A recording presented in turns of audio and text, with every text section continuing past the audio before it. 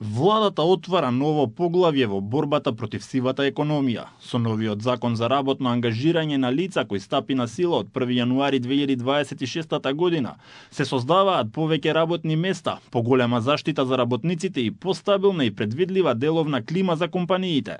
Работењето на црно практично ќе се сузбие со отварањето на можноста за дополнителен ангажман на пензионерите, но и на студентите и младите чиј сезонски, но и секаков друг вид работен ангажман ќе биде со јасни права и обврски. Новиот модел според надлежните овозможува пофлексибилен и поедноставен начин за нивно дополнително легално ангажирање, создавајќи јасна правна рамка и поедноставување на електронските процедури во делот на пријавувањето, одјавувањето и уплатата на придонеси. Корисниците на гарантирана минимална помош не ги губат социјалните и детските права.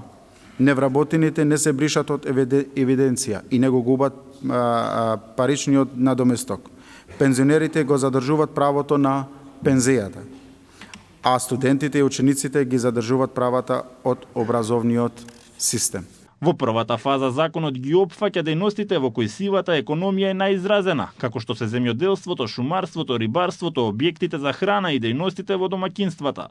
Се очекува бенефит за вкупно 17.400 работници, од кои 12.000 сезонски во секторот земјоделие и околу 5.400 непријавени во туризмот, огустителството и услугите. Податоците на Државниот завод за статистика покажуваат дека во 2024 година во земјава имало околу 694.000 вработени, од кои приближно 85.000 биле неформално ангажирани. Тоа е сериозен предизвик кој бара системски решенија.